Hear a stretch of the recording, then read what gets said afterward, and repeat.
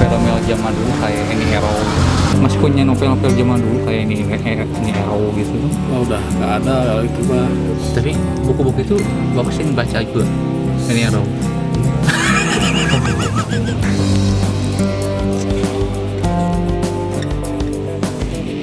Annie Ero. Kamu tahu siapa dia?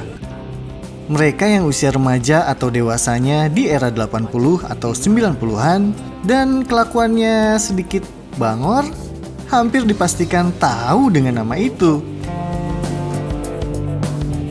Annie Ero adalah nama pena yang produktif membuat novel-novel vulgar dan liar.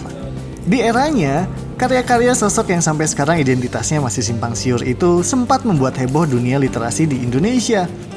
Kendati tidak tebal seperti novel pada umumnya, karya Annie Ero mendapat tempat di mata para remaja bangor di masa itu. Dan kamu mungkin salah satu di antaranya.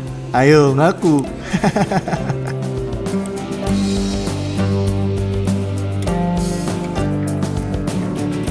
Meski sudah berlalu 4 dekade, sampai sekarang masih saja ada orang yang mencari novel-novel buatan Annie Ero. Itu diketahui saat kami iseng menanyakannya ke para penjual buku di Pasar Palasari, Bandung.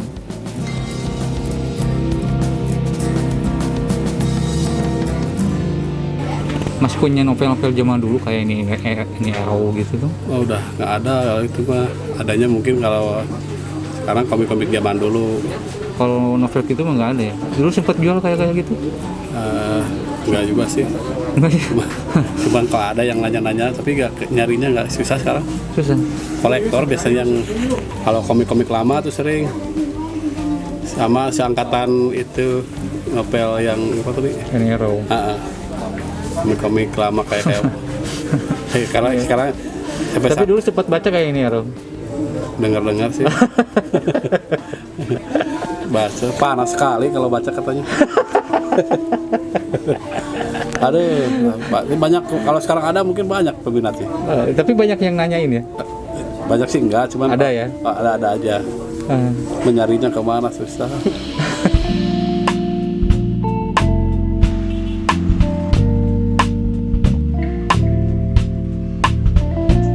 Dari beberapa toko buku yang kami datangi, satu pun tidak ada yang menjual novel buatan Annie Ero. Namun, sampai sekarang mereka menyebut masih saja ada calon pembeli yang bertanya dan ingin membelinya. Padahal sudah terentang waktu puluhan tahun.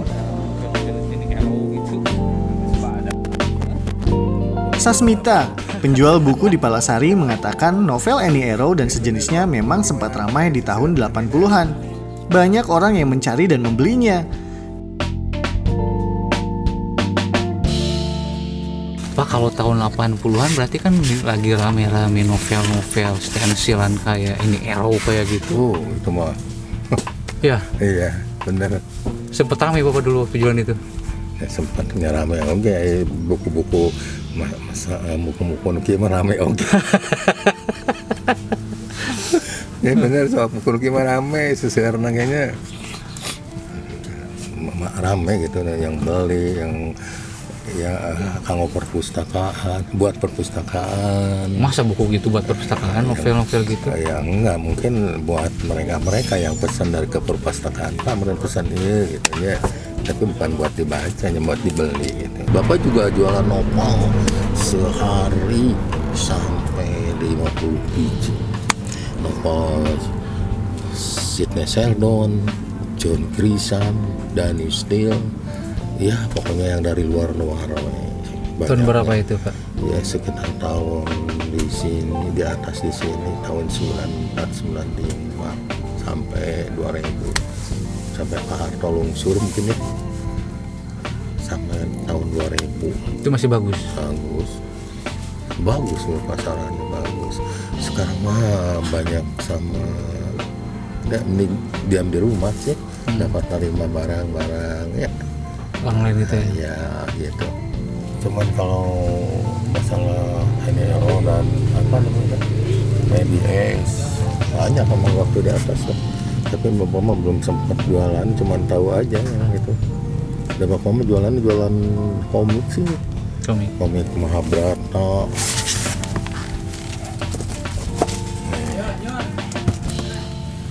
Brata Yuda Panawaseda Parikesit Budrayana Ramayana Ramasinta Wayang Purwa Brata juga jadinya berat kenging masyarakat di payunan buku Maranatha. Tapi buku-buku itu Bapak sering baca juga?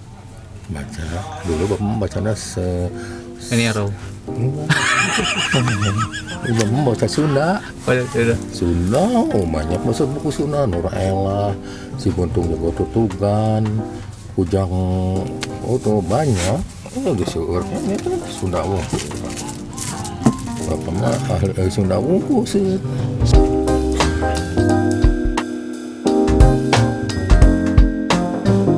Karya-karya Annie Ero adalah paradoks, banyak dicari, tapi juga tidak sedikit yang membencinya. Tak heran, saat itu penjualannya dilakukan diam-diam. Dibacanya pun sembunyi-sembunyi, karena memang alur ceritanya teramat privasi. Nggak lupa, nyimpennya juga kadang-kadang di bawah kasur, diumpetin.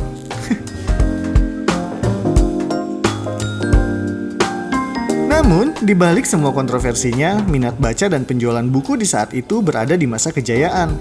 Aktivitas orang-orang tidak terlepas dari buku. Buku adalah teman di segala situasi. Beda dengan sekarang yang serba digital, dan itu berpengaruh langsung pada penjualan buku.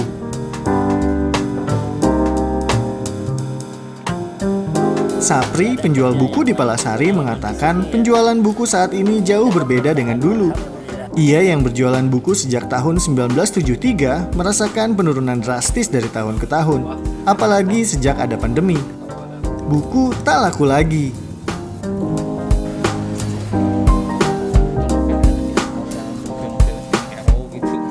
Jadi emang nggak ada kerja yang lain sih, pengalaman di sini ya dapat bertahan, alhamdulillah.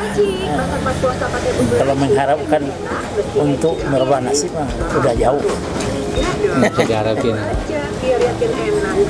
Apalagi persaingan sekarang dengan online itu, buka lapak itu kan harga buku murah-murah, kopian.